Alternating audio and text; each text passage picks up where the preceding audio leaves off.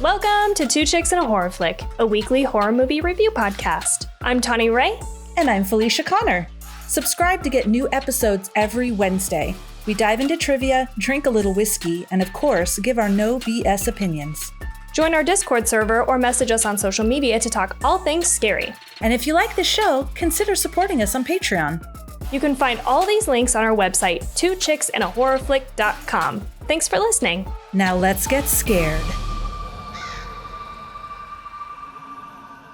All right, we're back. And we don't remember where we left off because we're in person and we're enjoying this fully. And we are taking breaks and we're chatting with other people in the household. We're getting more drinks. Yeah. We're back. Sorry, go ahead. No, that's it. We're back. I was just inserting. I want you to insert. Just the tip. Just kidding. I don't know if you want me to insert this giant needle. No, God, no. In your back. Yeah, so we were just chatting about where did we leave off? And we don't remember. But we do know we talked about the birth of Sue. Yeah. The sewing up of the back. How the hell they knew how to do that. We were giving them grace there. And the weird, what is that? Disorientation and how you're in it. So now we're just going to continue. So now we're fucking young Sue. Beautiful young Sue. Oh, she's so flexible. Dude, she not only did the splits, but then flexed and pointed her toes so their legs came up.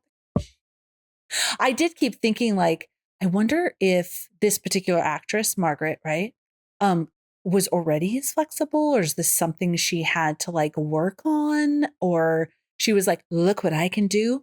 And they're like, we're using it. But yeah, we are up close in her face, her breasts, her booty, her everything. And it is clearly focusing on perfection, you know? Yeah. She's like definitely more youthful. She's definitely feeling good. Yeah. She's got this youthful body and it's a whole new outlook. But something that I think is very funny and like poignant about this movie is that she goes and she does the exact same thing. It's not even a different like career path. Job. Yeah. She goes and does the exact same thing, a workout show with the exact same person, Harvey. Oh my gosh, that was the catalyst. The Demi Moore's character, Elizabeth, she saw they were casting. She saw an ad in the newspaper.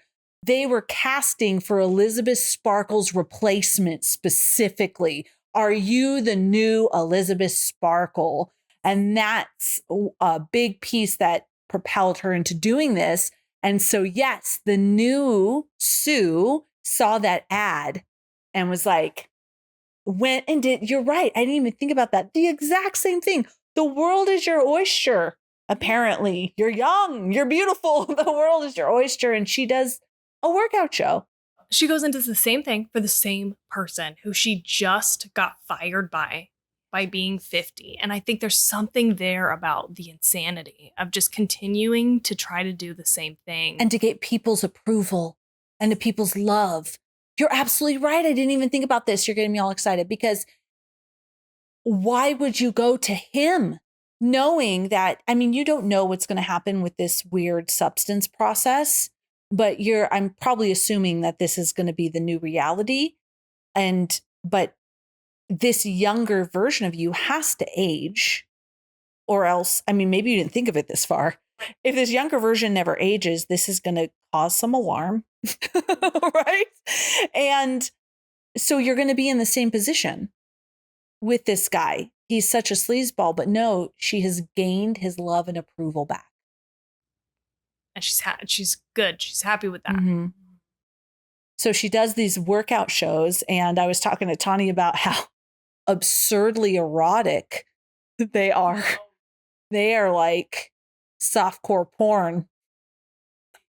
But a big piece of it is just these hyper magnification, like zooming into parts of the body, specifically the booty, but just like the stomach, the everything's perfect constantly. and then I believe this hyper sexualized version of aerobics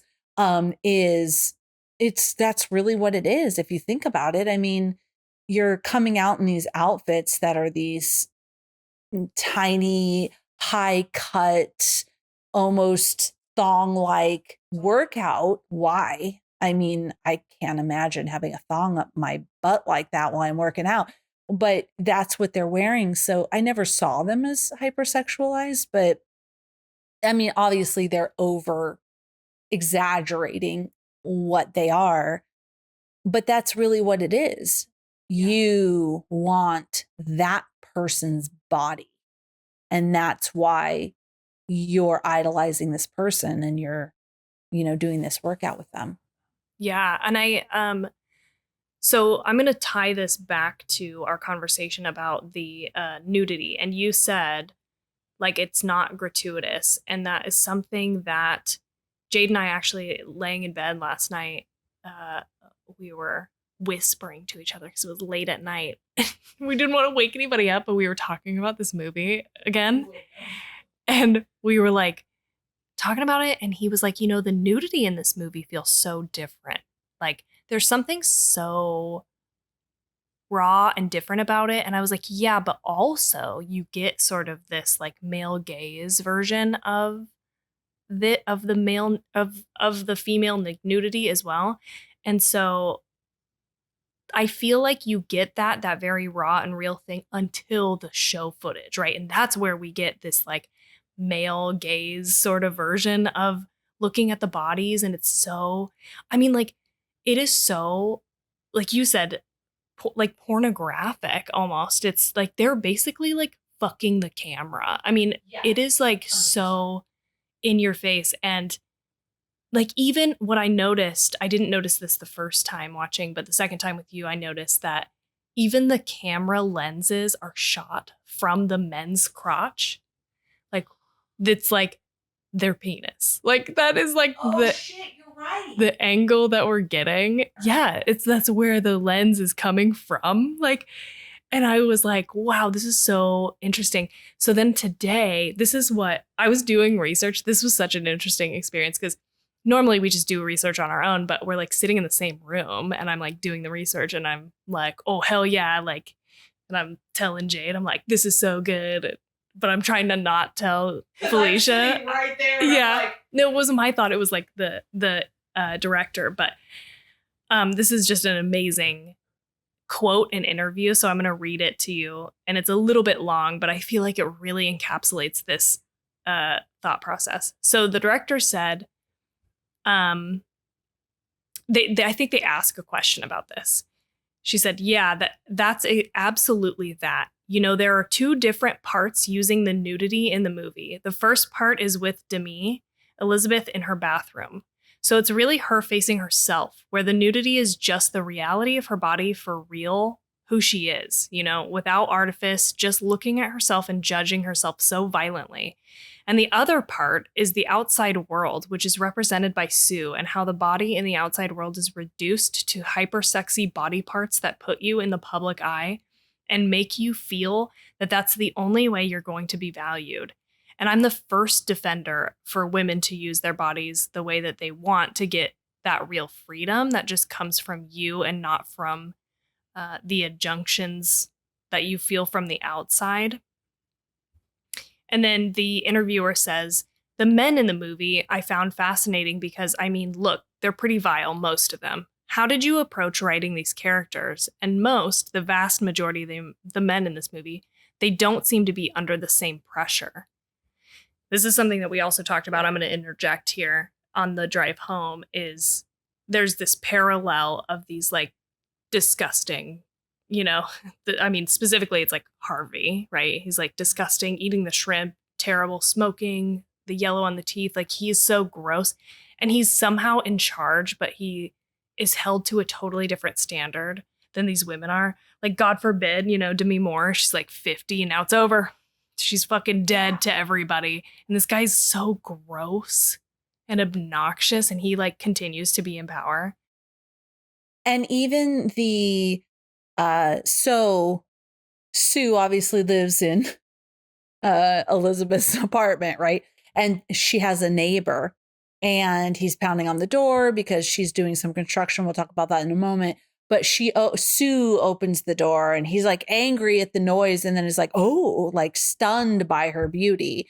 And now this guy, he's not disgusting. He's just like an everyday guy, like that's great. But even I think this is, I want to say this respectfully and I want to say this right. It's not like unthinkable that this everyday guy couldn't get a beautiful woman. That's not what I'm saying. But I think it was the contradiction of him because he was also exaggerated. So he was like a goofball in the way he wasn't putting as much effort in to himself and his life that obviously Sue and Elizabeth were, right?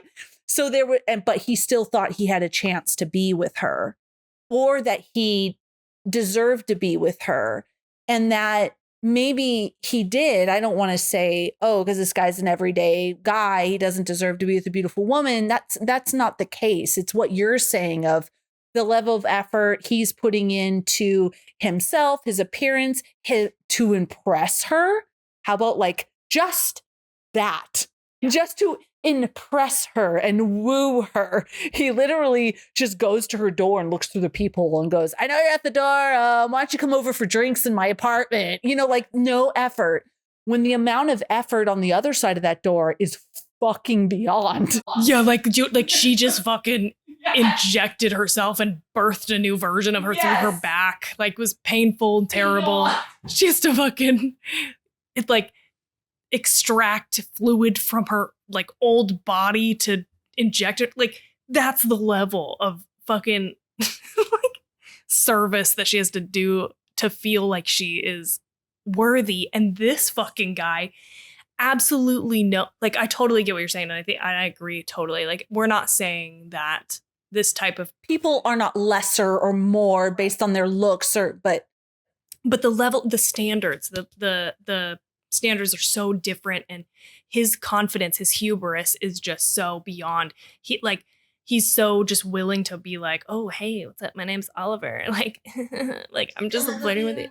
Oh, he's all, I have a big hammer. You know what I mean? Like, it was so. I mean, again, it's over the top. We know that, but I think so. This is her response to that, which I think like really encapsulates all of this. She said, let me back up because I want to remind of the last part. This interviewer says, and the vast majority of the men in this movie, they don't seem to be under the same pressure. And she said, oh, I think they're absolutely not. Like the fact that we as women have to constantly be aware of our body, of how our body is going to be seen, is going to be judged. You have to deal with all of that constantly every minute. And obviously men don't. I think it's fun. It's a fundamental, difference, even if, of course, some men can have body issues and image issues, but I'm talking on a systemic level. It's really something very different. It is. Thank you for saying that. You and the director. We are not saying, we talked about this in the car, that men are not concerned with their looks. Obviously, some men are. A lot of men, even if it's not over the top, like working out and all of that sort of stuff, care about how they look and how they present themselves. That's not what we're saying. We're saying you don't have to in a lot of cases. I mean, like, look at you. It's not, you don't have to the level that women do, period. I will die on that cross. You do not have to at the level that women do. For sure. I mean, the standard is just very different. It's out of control. And Tawny and I were talking in the car about, we do recognize that some of this is almost primal. Like it's this deep rooted, it's out of control, but this deep rooted, you said it wonderfully about procreation and younger bodies are more apt to procreation. It's like this deep rooted thing. I don't know how we change it. And I know it's not all men. So men, please don't feel attacked. I definitely know, like my husband's one, Jade is one. There's lots of men who like I mentioned before, love their women exactly how they are, but us as women are like, that couldn't possibly be the case. Yeah. Totally. I don't believe that. No, I need a tighter ass, But and it's just stuff that we're bombarded with. Yeah, constantly. We're bombarded constantly. Maybe the fix is bombarding us with all ages and all bodies, right? Yeah. I mean, that's really maybe what we need. So we do recognize that as we grow and age, which is inevitable, there's beauty in all of it. We even talked about X. We reminded back to X on how as you're older, you're like disgusting. And yes, they definitely accentuated the disgusting in that movie. But I think that echoes to this particular movie of how we feel disgusting when we're older. And that's not fair. I was even thinking about, I didn't mention this to you, but Helen Mirren, beautiful woman. And for many, many, many, I saw so many things. Oh, Helen Mirren is an older woman that, she's still so sexy. And she had she has, I mean, I haven't seen her body recently, but I remember at that time, there were these pictures of her in a bikini. But the thing is that I remember specifically is her body did look very young. Right. So now you're highlighting this woman who's older. So now I am aspiring or wanting to be an older woman that has a younger looking body. It's always based on younger. Right. But that's the thing. And I'm doing air quotes for those who aren't looking on YouTube, she aged very well. Yeah, but what is the fucking celebrity version of aged very well? I am sure that it is not anywhere close to like your everyday person, because you don't have the access to the same anything, food, resources, activities, working out. You don't have the same like amount of time in the day to do anything. Totally. Like it's a different world. Holy shit. Yeah, or like J-Lo.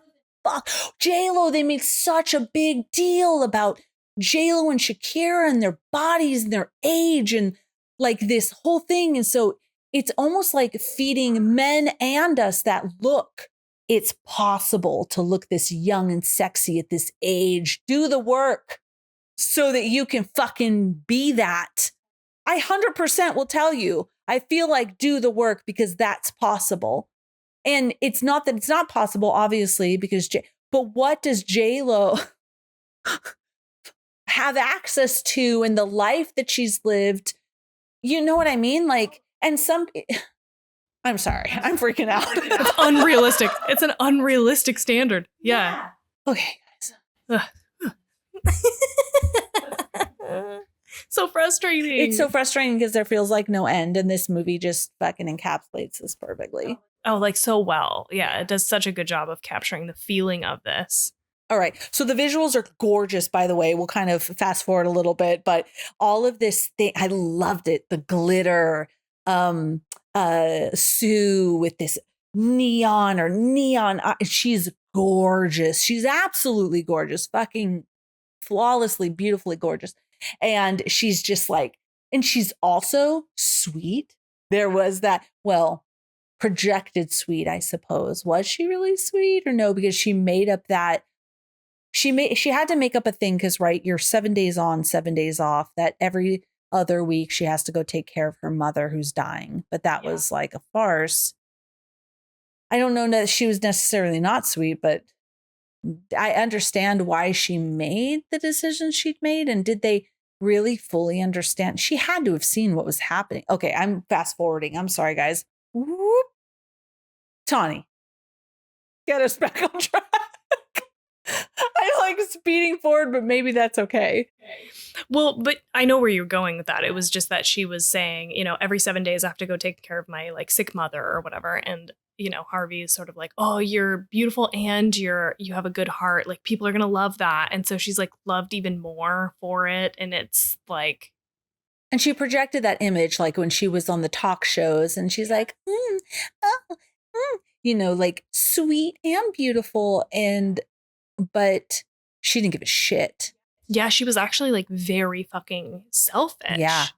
Oh God, guys. One thing I wanted to mention that we didn't mention. So you know that she has to take the intravenous, the substance, then they have to feed their bodies, right? So the body that's lying there, it needs to be fed sustenance. But then also there's a bigger, thicker needle that goes into the spine to extract spinal fluid into 7-day quick shots. And then the other shot needle is a small needle that is the one you just inject into your hip, and you're injecting the person's spinal fluid that makes you younger and clearer. So that's like, and then at the end of the 7 days, you go to that person and am I missing a step? You just kind of like, but you like kind of fall into them and then like, and then wake up as the other person. And the last thing I'll say is I really loved all the shots of the two women's naked bodies, almost like embryos, and yin and yang together. There was lots of shots like that of them together on the floor. Like, yeah, I don't think I picked up on that. That's really interesting. I would love to go back and look at that again. But yeah, it is like it's another intravenous and you see the blood. I love that shot of it's the first time it happens when they have to switch back. Yep. And of the like two tubes and it's laying on Demi's like chest and you see the blood sort of cross over. I was like, something about that was so It's fucking like gorgeous. visually great and iconic. I was like, can I just be that for Halloween? Like, I don't know how I would do that, but I have a like, poster, just this. Yeah, that's right. You're right. So you put the needle in your vein and in the other body's vein, and the blood yeah, you, transfers like a transfusion almost. yeah, And then once it hits, the bodies are. yeah, you're good to go on the other body. Yeah. Um, you were like, get us back on track. I don't know how. Well, that was a beautiful, because I wanted to mention that in the beginning because I remember that being a very powerful moment for me, and I almost forgot. So great job. I'm not going sequentially now, but when guys, when she injects that into the spine, right? The whole purpose of the 7 days is now that body has a chance to recover. And that body would be the original body, Demi Moore, Elizabeth Sparkle, the original body that took on this whole thing. It has the body to regenerate the spinal fluid, heal. You see that scar heal up the back. She did such a great job of acting like pain when she touched. Oh God, everything was so visceral. But that's why you need to make sure you respect that. So when Sue doesn't, because she wants to live more life as this younger version, she's constantly sucking out the spinal fluid and extending the time. But we should talk about some of those moments. Maybe that first moment she does that. So she has wants to go to this party and extend. I know I need to change with you, but I want to go to this party. And then she brings home this guy. God, there's so many fucking visuals in this particular scene that I love. Yeah, so she like brings this guy home and like just wants to extend the a couple hours and she starts to sort of fall apart a little bit. Like her nose is bleeding and she has to go to the bathroom and she pulls out some more of the liquid and stabs herself with it and extends her time. And we get the first dream sequence where he unzips the back of her like her clothes and she like falls apart, like all of her organs fall apart and you're like, what the fuck is going on? But it's just but it's just like it's like a dream and boom, we wake up and we're back to Elizabeth Sparkle. Yes. And this particular scene I just want to mention, I loved it because again, you're in it and it's so fucking like sexy in it.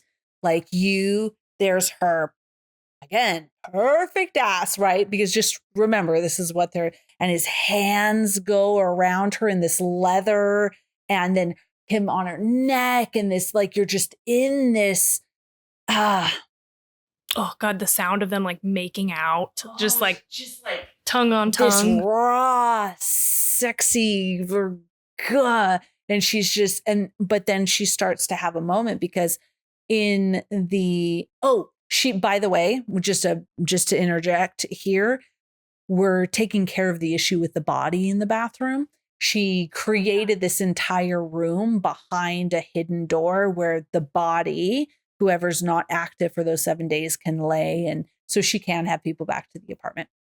But she starts to bleed and she's like, oh shit, hold on. And she's like fucking losing it in there. And Demi Moore's character, so Elizabeth, her bag is like empty. And so they have to switch. He ends up leaving because she doesn't come out of the bathroom.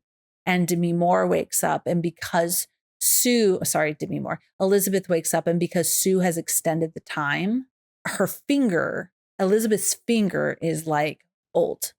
Yeah. Very, very, very old. Yeah. And she is shocked, obviously, tries to like go back, calls the company. They're like, you can't do anything about it. Anything that's been taken away cannot be undone. She's pissed about that, but whatever. We keep moving. And then like, this is where I feel like we start to sort of like the whole movie is kind of funny, but I don't think you get the comedy until you've already seen it maybe once. Like there's a point where we're hit later that I feel like it switched for me the first time I watched it. But like these are funny moments when like her finger changes and she just has to deal with that. And so every time she sees it, like we see like multiple shots of her going to do stuff. And the finger is the very like forefront of the camera. Like she goes to turn the channel and it's like what we see, her hand on the remote control. And so again, it's sort of at the forefront of her mind and she has to like cover it up when she goes out in public. She doesn't want anybody to see it. She's so self-conscious about this like one finger that looks so much older. The makeup in this is incredible. I know I'm getting ahead a little bit because like later it gets even crazier, but I thought that was something that you would enjoy a lot. Yes. Yes, I absolutely love this. And I love this, like you had mentioned, this fixation on the older finger. So you can imagine Demi Moore. She's gorgeous. I mean, she could probably get plastic surgery on this finger to make it look a little bit more decent, right? It's not the end of the world, but she is absolutely fixated on this.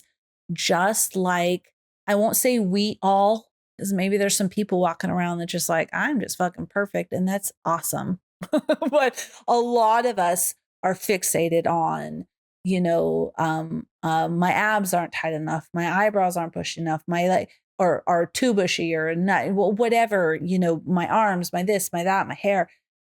And we hyper fixate on it when we think about it when we're getting ready in the morning, if we're on a Zoom video, if we're going to a party, if we're constantly thinking about these things. So I thought that was a really excellent. And I think this was one of the times where you were giggling and I was traumatized.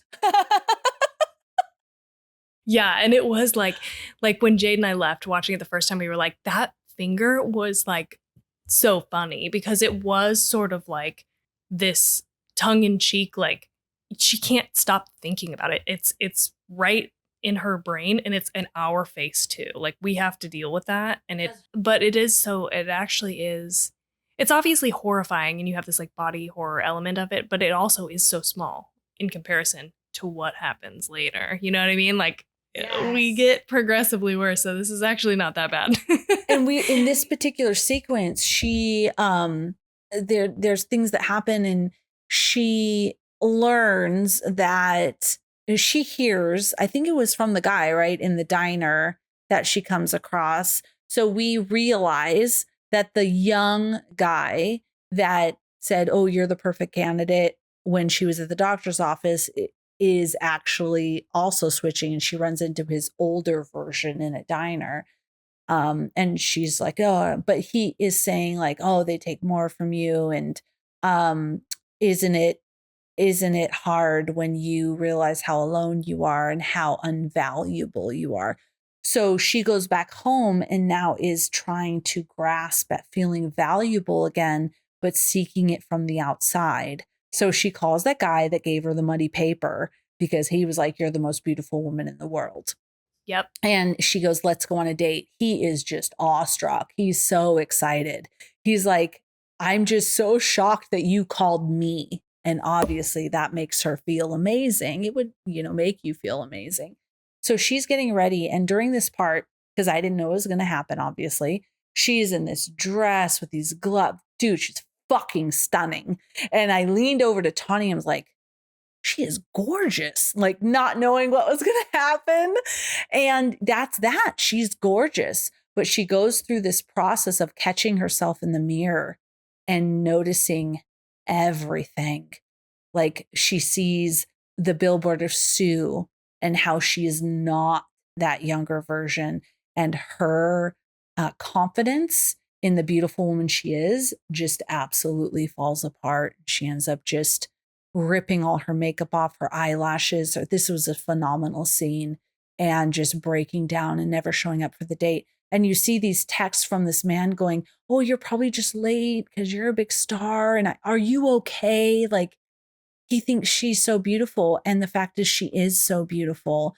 And she absolutely let this standard from the outside make her feel she's not even worthy to go on a date with this guy that was in her high school homeroom that handed her a muddy piece of paper with his phone number on it because she's so fucking old and so fucking disgusting because she's 50. Right, exactly. And let's just continue to remember, because it gets so much worse from here, that the only thing is that she has to wear gloves to like hide her one, like older looking finger. And not to like put her down, obviously, because this is like what we all go through, but she decides ultimately that she can't go. So she sits there alone in her apartment, and it's very sad. It's like a very sad moment for sure. But this is another one of those moments that's very sad, but there's a moment of like extreme comedy in the middle of it that I think I giggled at. That this was another moment where you were like, what are you laughing at? But it's so funny to me because she's like trying to get out of the apartment. She's like getting ready, she's putting on the makeup, she's leaving. And she tries to do this like 3 times. And so every time she kind of sees Sue and goes back and like redoes her makeup, puts on more blush, like puts on a gloss. And then one of the last moments, she goes to leave the apartment. She turns around and she sees the billboard of Sue looking at her. And she like looks at another thing, and it's the mirror of the billboard looking at her. And something about that just comedically fucking tickled me. Like, I don't know, it was so funny that you had like the second, like you cannot escape it. And that is both dark, but also like extremely funny to me. Like that she was like there and there, like no matter where you go, I'm looking at you. And it was like so funny. Okay, so this was definitely the moment that Tawny was giggling that made me refocus on the movie, wondering if I was missing something. Because me, as a 47-year-old woman, was devastated. Like she couldn't escape it. She couldn't escape the fact that she is no longer young, which equals you are no longer beautiful, which equals you're no longer worthy. But Tawny over here, she's like she has this adorable little giggle, and I could hear her giggle, and I'm like, oh, I missed something. That's what I thought. Like I missed something, maybe that this was supposed to be funny because I could hear you. So I'm glad that we talked about this, because this, I think, was the first moment where it was polarized, because there was a lot of moments where you were giggling where I also understood why it was funny. But this particular moment, I was like, oh, this is feeling really dark to me. Tawny is laughing. And that's the beauty, I think, of this movie, is like it can be both things at the same time. Yes. And you can be so like disturbed and be but also the absurdity of it is just, that's what makes it funny, is it's just this something about the visual comedic sensibilities of this director I was really impressed and surprised by. I felt very much like I felt when I was watching Barbarian. It was so surprising and fun, and I was like on this roller coaster, and so I just like released and was on the ride for wherever we were going eventually. And like once I think I glommed onto like, okay, this is the tone, I'm like here for this. And like that was one of those moments where I thought was so funny, because it was just visually this very absurd moment where it was like, I'm looking at you. And then it was like, I'm still looking at you. You know, like, I don't know. It was just very funny. Yeah, I could see that. I could see that with you sharing that. But it's both. It's so funny, but it's also so like terrible. Actually, like as I'm saying it out loud, you can't escape it. That's terrible. You really can't. You can't. Even if you're going to buy some clothes, there are some companies that will have the clothes modeled on different body types, let's say, or I will see, okay, so there'll definitely be different body types, but are there different ages? I see that very rare. I see different body types more often, but they're young. And even with skincare, makeup, think of all of that. You have these really young girls modeling anti-aging skincare. They right? They just have it's like bring TT in, like here's the retinol to get rid of all your wrinkles, right? And so it's just you're inundated. I think we're verging into more body acceptance and body types. I know, like, for example, Kim Kardashian Skims wear. She has a ton of different beautiful women with different body types and what that looks like. But age, Yeah, that's a good point. You know, it's so funny. We talk so much about, diversity when we, are watching things and media and stuff. But you're right. Like, what gets lost, I think, in the diversity conversation is, um, you know, age, also like abilities, different abilities that people have. Even body types. I feel like most of the time when people talk about diversity, they're talking about skin color. yes, 100%. And so there's all these other, dimensions of diversity that we kind of overlook or don't put as much of a focus on. We haven't ventured to yet. Yeah, where we should go. We should be going there because we have to kind of represent all people. Your lived experience, my lived experience, everyone listening includes people of many different skin colors and body types and ages, right? That's our lived experience, but not all of that is included. Totally. Even like what gender expression, right? Yeah. Like Yes. those types of things. There's so many different vertices that we can like take diversity, but it ends up being a sort of like flattened conversation about skin color. Yeah. Okay, so as soon as this happened, I have a couple of things in the movie that I thought were going to happen but didn't happen. And I don't think it's like bad that it didn't, but my first thought when we saw this, she has her finger basically like her youthfulness is being stolen and given to Sue. And I wondered if like Elizabeth decides to spend more than the 7 days, would she steal back that youth? Oh, We don't know. we don't know. She's so hyper fixated on what damage Sue has done to her and how to get back at Sue. She doesn't test that. I would have loved to know what happens when Elizabeth doesn't stick to the 7 days. Me too. But she's so scared to damage the younger version of herself that we never get that perspective, which is very real. If we buy a piece of skincare that happens or get Botox or happen, and by the way, when I'm saying this, I'm not knocking everyone. I have a fucking bathroom full of skincare, vitamin C's, retinols, all kinds of great stuff. But if I find something that makes the wrinkles on my forehead a little bit smoother, I'm going to be religiously devoted to that piece of skincare until it's, not working anymore, what have you.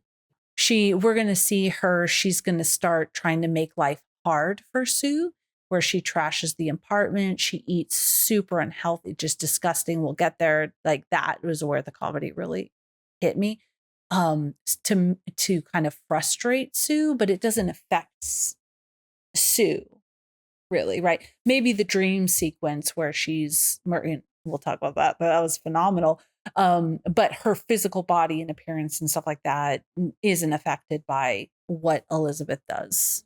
Yeah. Yeah, she's just like, you have to clean up this mess, basically, is her getting back at her. But yeah, I was really surprised that she didn't try to do that, but it makes sense that she wouldn't. It's actually not in her character because she's like preserving this pristine version of herself. Yeah. And she doesn't. She loves that version of herself more than she does her current, like, quote unquote, like old version of herself. We have Sue who's living her life. It's pretty much the same thing, right? She's just becoming more famous and more loved and more perfect. And she starts kind of extending her time a little bit more. So the next time that Elizabeth wakes up, half of her is old. So she has that old foot and leg and face, right? So she's definitely older and she's angry. And by the way, both of them are like calling the substance line and like she's not observing the balance. And he's like, don't like, it's pretty much in a nutshell. Don't say she, you are one. Yeah. Pretty much deal with it. It's you. It's not her. There's no she and you. It's one person. You are one person. So click, figure that shit out.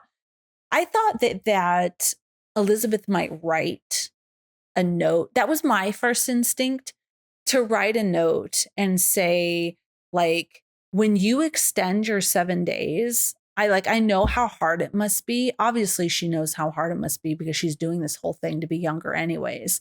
But when you do that, I age. And maybe like a fear factor. If you do that too many times, you will no longer be you because you are going to deplete me. And maybe using that, but that does not happen. They just fucking hate each other and they start revenging against each other. But the reason I wanted to mention that, because another powerful thing that you and I talked about was this idea of, so now she is older on one side of her body. Mm-hmm. But so now in comparison of what she used to be with an old finger, or what she used to be before that, which is a 50-year-old woman. Yeah. It's progressively getting worse. And I'm putting it in air quotes because I don't want people to think who haven't seen the movie that I'm saying getting old is getting worse. But I mean, it's pretty grotesque how they make her. I mean, it's a very exaggerated, but Tawny brought this up and it made me think about my own life where you're never good enough. She could have, first of all, not done this at all, or she could have stopped it because there is an option to terminate the process. She could have stopped it when she just had an old finger. She could have stopped it when she just was half old and just looked like an older woman. She took it all the way. And it made me think about myself of when I was young and I didn't think I was good enough. And then when I was this age, and Tawny had brought up people saying, oh, when I was 30, I was beautiful. And I'm saying this like an old accent, but whatever. That's what I'm going to sound like when I'm older. And that's how I thought of myself very specifically. And I was talking to Steve about this. After I had TT, I was bedridden for my pregnancy because I was going into preterm labor. Anytime like I walked around too much or anything like that, I was getting contractions. So the doctor put me on bed rest. So I gained like 70 pounds with her, and though the loss of not having physical exercise. So after having her, I felt like I'd never exercised in my life when I used to jog all the time and, was very fit. And so, but I always felt very fat and unattractive and was constantly just in this. But I was looking at a picture of me in this strapless dress. I had all my girls around me, TT in my lap. I was like, oh my God, I looked great. But yeah, even in this moment now, I'm like, oh, there's so many things I need to fix about myself. So when are you ever good enough? And as you go on this journey of never being satisfied with yourself, you're getting older. which I'm not saying is a bad thing. I'm just saying are more things to point out about yourself that are not good enough. And that's never going to stop. So are you ever going to feel beautiful and be happy with yourself? Totally. Like, I think that's so much of what this movie is because we have so many stages, right? And I think at this point, like, let's just fucking, yeah, we're going to go straight to the end because we have her stealing the youth from Elizabeth. Elizabeth gets to be older and older. And Sue just decides, like, I will never go back to that. And so she puts her under basically for like as long as she can possibly like pull the stabilizer fluid. It's 3 months. 3 months of time goes by. And she's injecting herself and she gets to the very last like dose and she can't do it anymore. And she starts to fall apart. She's like a new boyfriend. It's like a whole new world after 3 months. She's literally pulling the spinal fluid out and it's coming out black. And by the way, don't forget body horror all along the way. This injection site that she's pulling the spinal fluid out is now completely pus-filled and inflamed. Fucking disgusting. It's got to be one of the most disgusting parts of the whole movie. I mean, Jade was definitely like dying through this part. It is so it's hard to watch. Uncomfortable and so gross. Ugh. I don't know if I've ever seen anything like this. Like this was just so visceral and terrible. I just wanted to drain it and put like rubbing alcohol on it and bandage it. It's so bad. She's just sucking this her other body dry. Yeah, like endlessly. And oh, it's so gross. But she eventually like she runs out. She can't do anything. So she has she at this point has won the New Year's Eve hosting. And so they're gonna go do it the next night. But she has to switch places again because that's the only way to get access to more of that stabilizer fluid. So she switches with her, but by this point, like Elizabeth is think of any kind of what am I trying stereotype of a wicked, you know, she looked like the witch in Snow White. If you've even seen the Disney version of Snow White, the hunchback and the stringy hair, she looked exactly like that. Totally. Yeah, that's a really good parallel. And I bet that was intentional on some level. But yeah, like she's totally hunched over. She looks, I mean, just emaciated, bones, liver spots, veins. You can see, I mean, it's so bad. And she looks so grotesque. But I really feel, I also am going to stick with the word grotesque because I feel like it's what they were going for.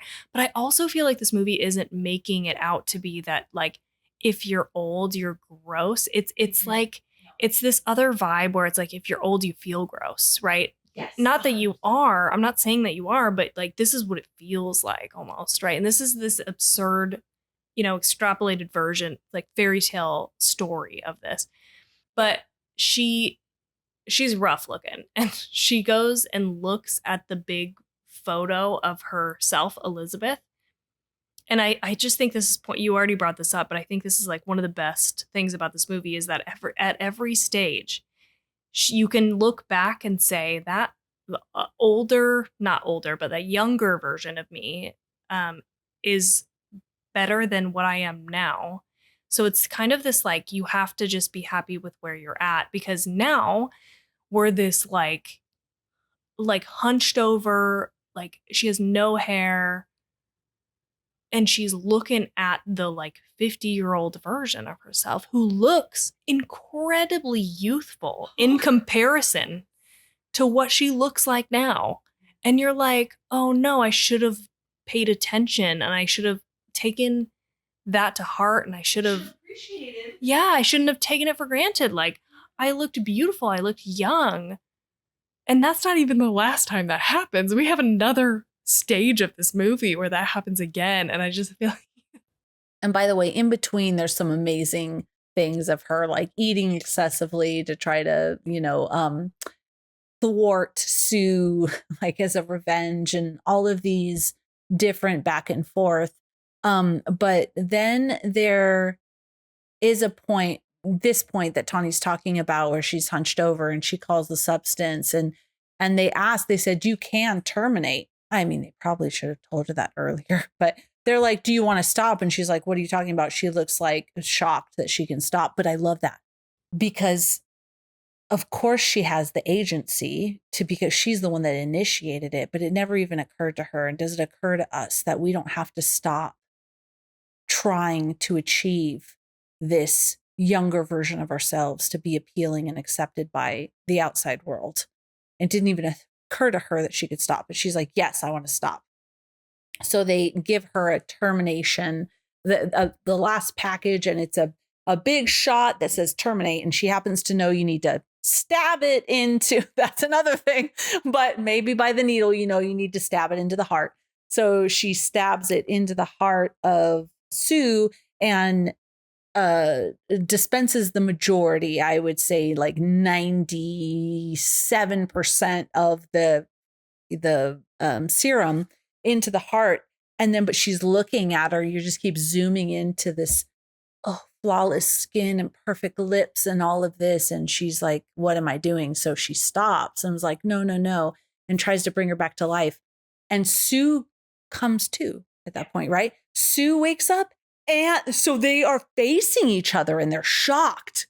That doesn't happen. So now both versions are alive and they start fucking beating the shit out of each other in a very grotesque and disgusting thing. Yeah.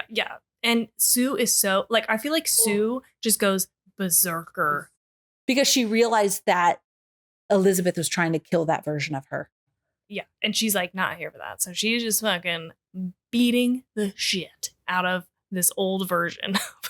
I would say this was the hardest for me because there's something about in any movie when someone's getting beaten. Yeah.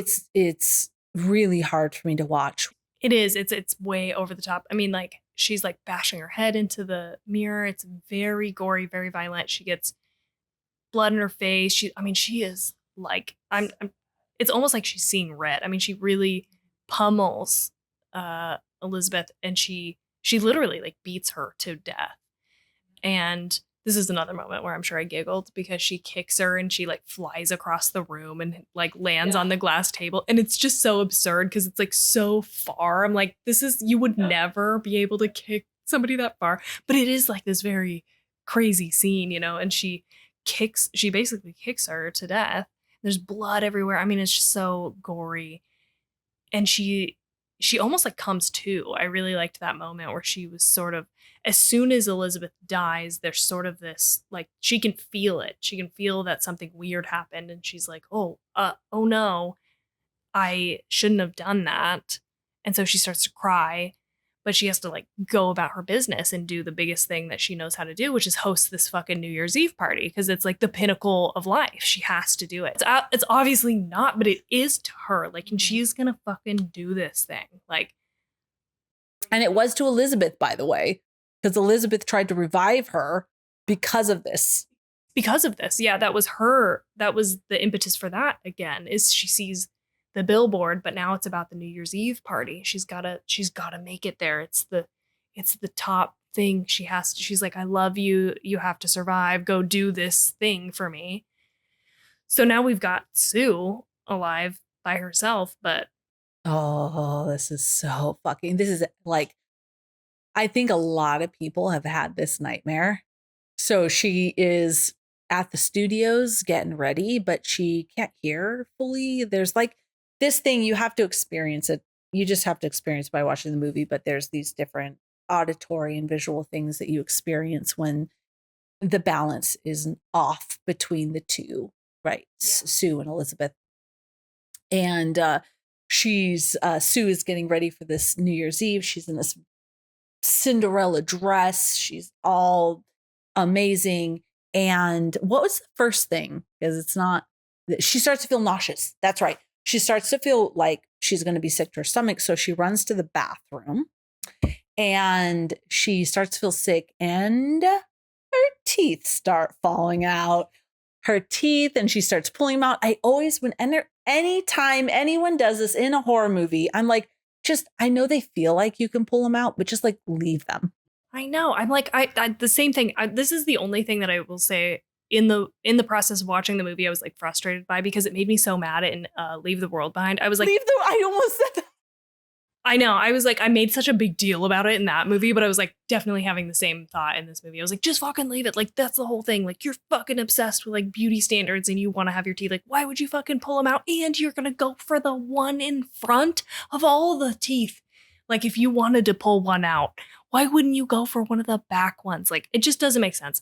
This one, I have a hard time suspending my disbelief. But yeah, because at first she's like nauseous and she spits and a tooth comes out. Okay, get it. But then she goes and starts picking them out. And I said to Tawny in the movie theater, I'm like, just stop, just leave it in there. I'm like, I know it feels like you can take it out, but I'm going to tell you right now, fact, truth. This tooth, if I go like this and it feels wiggly, I'm fucking leaving it alone. I'm not even brushing that motherfucker until I go to the dentist. I'm not even going to breathe through my mouth. Like, no breath. I like no air movement. It's staying in there. Exactly. I agree. Yeah, that was just so she has all these teeth that she has now yanked out of her mouth. And they're like, come on, it's time. So she goes out into the hallway. And I love this because of the beauty and all of this. But she runs into Harvey with all of these fucking guys. Like shareholders is what he calls them, I think. Shareholders. All of these older white men who are just like smiling at her, like, be pretty for me. Yeah. Even though we're old, well, we don't need to worry about that shit. You be pretty for me, young girl. And she can't smile, obviously, because she doesn't have no teeth. So she smiles, but without showing her teeth. And like, that's what we love. And then all these girls, half naked girls. Sorry. I'm just laughing because a televised TV show where the show in Vegas, yes, but on television where live TV, where they have their boobs, everything is exposed, right? But that says something for the movie. But they're running by, and now this beautiful creation that he loves so much that he's like, oh, you're so perfect. These other half naked women running by, now all the men's attention are on those women. Mm-hmm. And how they're appealing. And now she is not seeming so much like she's the beautiful, loved, prized possession. And then the men just turn around and they go off and they prance away. They mean, prance away behind very those funny moment. naked women. They're like giddy. They like hoo hoo hoo, like they run off. And now she's losing it because she's losing her teeth and stuff like that. Does she run back to the apartment? There's a lot of running back to the apartment. So she runs back to the apartment. Yeah, she does. She runs all the way back. But her only option at this point is because she's killed Elizabeth, and like the only option that she can think of is to use the activator again. And it says very specifically, activator once, do not reuse, throw away after use. But she goes home, she saved it. She saved a little bit of that. And so she goes home and injects herself with and that. Imagine how many months it's been sitting there. She finds it, yeah, and she uses it again. That's right. And because she's begging. She even says in the mirror, please give me a more perfect version of myself, because like this isn't enough. I need a more perfect version. This is the point for me. So what is birth is an above and beyond monstrosity. Okay, we're not talking about aging or Snow White beauty level. And this is where the idea of over plastic surgery comes into play. I didn't think about it before because even though they were like injecting and doing that's very straightforward, injectables or just young, being younger, all of that sort of thing, skincare. So I think there was a version. Oh yeah, when she was on the late night show and they were like, tell us your beauty secrets. Like, what is your skincare? Like, what do you do to keep? So all of that was weaved in. But this is where I felt plastic surgery really came in. And believe me, I'm not knocking people who get plastic surgery. If there is something about yourself that is off, that you feel like correction of that will help you feel more confident and secure. I am absolutely not knocking that. I think there is a point, though, where, and I think we all can agree on this, and we all have seen versions of this where it becomes almost a visual representation of how much you hate yourself, where you have so much plastic surgery that it starts to warp you into a bizarre guys, I'm just going to say it. Michael Jackson is a great example, right? He was a gorgeous black man. He was gorgeous. Now, fast forward, like, he obviously had a deep root hate for himself. Me not knowing him as a person, that's what it seems like to me. He hated what he looked like and became something else. Yeah, and I think like, I mean, what you're talking about is extremes. We're talking about celebrities who have the money and the means to go so far and have nobody tell them like, maybe this is not what you should do at this juncture with your body or your face or whatever. And so, like, most people aren't put in that position, but it is sort of these celebrities that we see like over plastic surgery, and they like end up looking like puffy or have issues or infections because they're like trying so hard to get to this, level of, yeah, like this beauty standard that they've set for themselves. And it like almost is, it like backfires. It's this weird self-fulfilling prophecy where it's like, I have now become somebody who looks disfigured in a way because I have taken this so far. And I feel like this is such a perfect Representation? yeah, like like obviously an extreme representation. Yeah, of course we're taking it to level 10, but like that's what this feels like to me, is like, okay, we've not stopped. Now she's unrecognizable. Totally. Like she doesn't even, it's so far gone. Ugh, this part. Yeah, like we just go off the deep end here with Eliza Sue, Monstro Eliza Sue. Yes. So when she takes that activator, now Sue births from her back. Same process. This. Oh my God.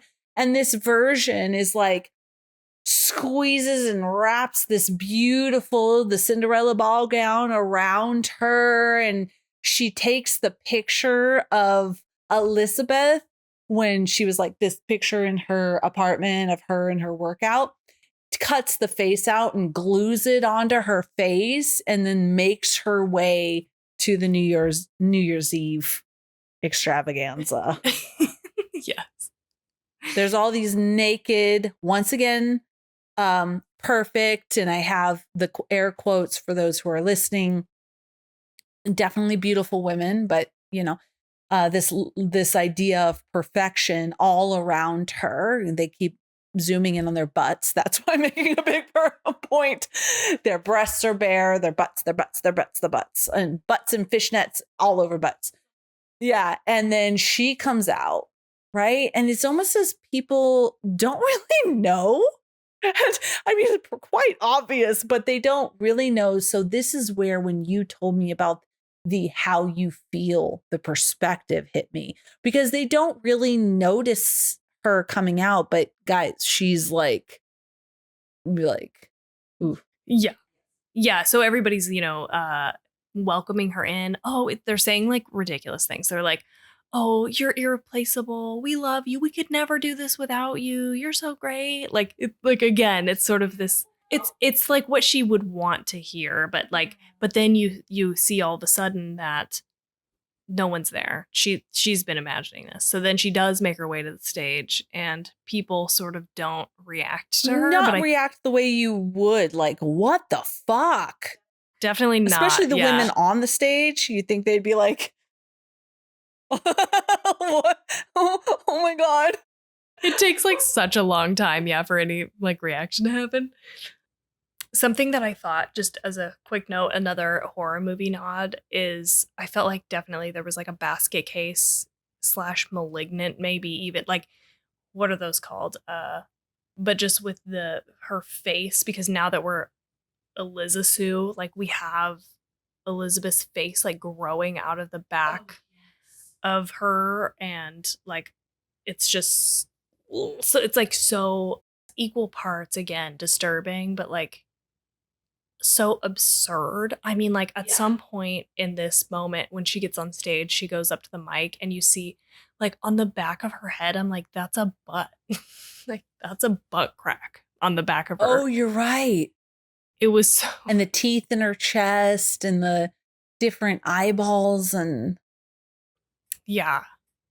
And this like oh just the everything's totally out of place. I mean, it's just monstrous. And again, I said this earlier, but we get to this point where like now that we're like this monster, and I feel pretty comfortable saying the word monster, like you look back at the older version of Elizabeth and you're like, that's nothing in comparison to this. So that's like another jump where we sort of move so far forward and we're like, wow, I used to think I was ugly or old or whatever. But now that's this totally different situation. you know what? I actually, this particular version, because yes, it's monstrous. Like, and a movie it immediately made me think of is my favorite movie of all time, The Elephant Man. That had to be a nod because the bulging of the head specifically and the lip, because the lip, how it came down and the way she talked through her mouth was like the Elephant Man. So that had to be a nod to that because it's immediate. I mean, it just had to be, not because that's what I saw, but it seemed very similar. Yeah, I didn't come across anything, but I only wrote down things that I noticed. So again, like that makes sense that it is an interesting nod, and I bet it is to some degree, you know. But yeah, totally. I could totally see how that's a reference to that. The other thing that I thought of that I wrote down was Society, and I haven't actually seen this movie, but this is I think a David Cronenberg film where I have seen scenes from it, and at the end, you know, all these people are sort of morphing into one, you know, and it like that is kind of what we get here is like this amalgamation of Elizabeth's and Sue's, right? Because we're sort of like duplicating them both a bunch of different, so we get like multiple eyes, jaws, like teeth, arms, like whatever. Like it is this sort of like perverse, like you have this like perverse version of both of them together. Um, and then like let's just you know take it all the way to the end. So she's up there, she's looking for approval, she's ready to do the New Year's Eve show, and people's reaction to her is so I mean the mask slips off and they see her face and they just freak out, and people are screaming at her, you're a freak, you're a freak. And somebody smacks her, like decapitates her, and there's just blood. There's blood everywhere. She's spraying blood. It's like, it's so crazy. And this also reminded me of Carrie. Like, this feels like a Carrie nod. Now, obviously, Carrie isn't this level of over the top, but it felt again like she's sort of like bleeding all over these people that are like persecuting her, and so there's something like very satisfying about that somehow. This is very darkly comedic. Like she's spinning around, just the amount of blood that is in this being that's squirting everywhere is insane. I do want to say when they were calling her freak and pushing her, that also reminded me of the Elephant Man when he was trapped in the subway. And it's like a very famous line from the movie where they're all like treating him like a monster. And he says, I am not an animal, I am a man. So I feel though we're not venturing out. The reason they would treat him that way is because of beauty standards, beauty ideal body standards. So now we're leaving just cosmetic beauty standards of a woman and what it means to be a beautiful, young, attractive woman in order to achieve that, over surgery for that. And now almost venturing toward, I don't know if this is what they're intended, but could venture to just ideal body standards in general. So what do you have when you have bodies that are not considered ideal and how you're treated? or even like quote unquote ordinary. Ordinary. Right? Yeah. Right. Yeah. Normal, quote unquote, Yeah. normal. Yeah. So I have this, I have a couple of quotes about the ending from the director that I feel like they awesomely sum up what this is. So she said, the movie was meant to express everything I felt needed to be said without any restrictions because the movie is fundamentally about the violence of control, how we're told to be delicate. Think of the past when women had to wear clothes that tightened everything up.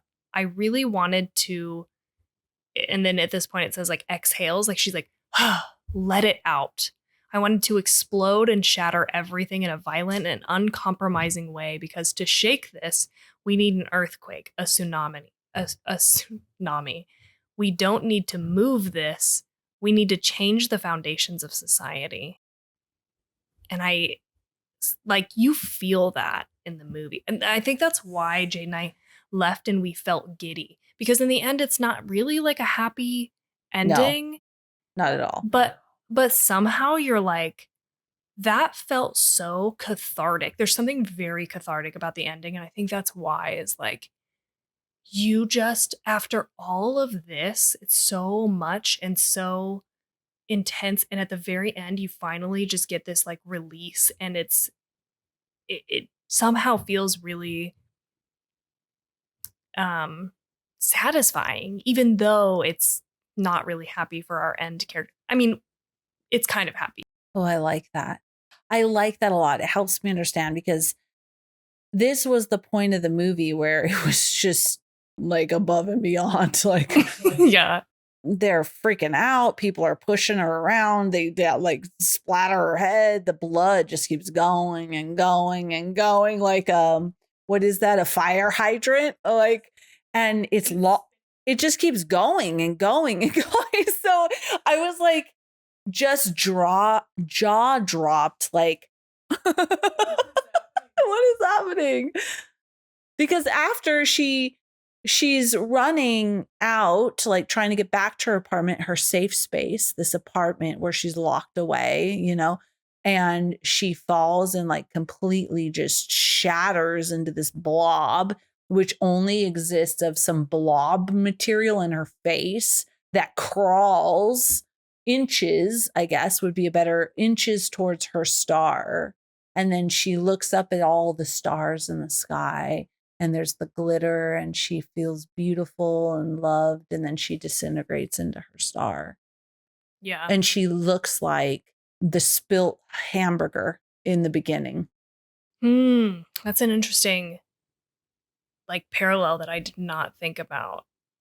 But it is sort of this like, okay, so one of the things I wrote down that actually goes along with this, I wrote like, in the end, after all of that, life just goes on and no one really remembers you anyway. So all of this obsession about your looks is futile. And that like I didn't think about the hamburger or the cheeseburger or whatever at the beginning, but like it is the same. Like somebody is just gonna come by and clean this up and we're all just gonna forget. And like I think you can look at that as a very like nihilistic. You can look at that in a nihilistic way, but you can also look at that in a positive way, right? Like, why are we so concerned then? Like, just live life, be happy, do whatever you want to do. It doesn't have to, like people are not going to remember. And that's sometimes a good thing because it's like there's not this weight on you and everything that you do. Yes. You can look at this like a liberation. You can either, okay, maybe, but I'm just going to venture to say, who wants to be remembered like this? I remember Tawny. She was beautiful. Period. Right? Right? Wouldn't it be like, wouldn't you rather like you were beautiful and compassionate and kind and innovative and funny and like she did this, she did that, like all of these different things are just like, she made me feel loved. I felt safe when I was with Tawny. Tawny was the best friend. Or no, Tawny, what? She was beautiful. Right? Yeah, totally. She was famous. So what? What does that mean? It doesn't mean anything at the end of the day, it's like, you know, we put such a premium on some of this stuff, and it's just so like, it's so nothing. It's the absurdity, the like, and I feel like, again, that's what this movie does such a good job of. It's just like, it takes this and it makes it so absurd, and that is what it is. It's so absurd. And normally I would almost feel like this movie is too weird, but like, I feel like it makes so much sense within the themes. I agree.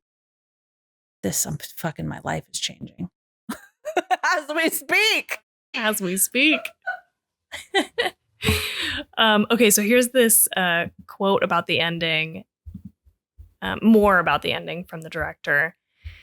She said, this is a little bit of a long one, so stick with me.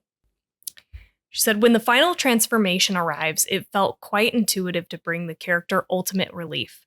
Ironically, it's when she's totally deformed and monstrous that she doesn't care what she looks like. In fact, it's the only time she looks in the mirror and kind of likes what she sees. That's the moment when she finally feels like she deserves to go out in public, no matter what she looks like. We hide behind our polished smiles, and I wanted the character to unleash those hidden anxieties. The audience, which stands in for all of us as a society, screams and hates her for this, and I wanted to portray how violent that reaction can be. That the only real moment of relief that she has is when she doesn't have a body anymore. I think that says it all. I have cold chills. Holy shit. And it feels sad. This is incredible. I think this will last forever. Yeah, I mean, it's really a timeless movie, and that's like what they intended, you know, like. I'm curious about how you'll see this movie even differently when you're older. I'm curious. And when I'm older, when you're 50 and I'm whatever that is older, I don't want to think about. So yeah, because it like doesn't end, right? Like, again, we're just like always in a new cycle of like growing older and feeling more self-conscious about ourselves. Well, I hope you and I would just be like, I fucking rock because I watched that movie. Me too. We talked about it for 4 hours. And so now I am set on a new path and I fucking embrace it. Yeah. Yeah. I hope so too. Oof. This is a great one. This is a great one. I don't have, I mean, we could probably pull some more out of me, but I think that everyone has had enough. Just enough. I think they've had enough. I know I also am like, I could continue to talk about this. It's such an interesting movie. And again, it's not really like it's not a subtle, like it's so clearly what's happening, you know, but I feel like there's a lot of layers to it. And it really like, I don't know. But yeah, so I think we can just go into rating it. And so let's rate this bad boy. All right, let's do it. Let's rate this bad girl. Let's rate this bad girl. I love it. I don't need any time. Let's just do it.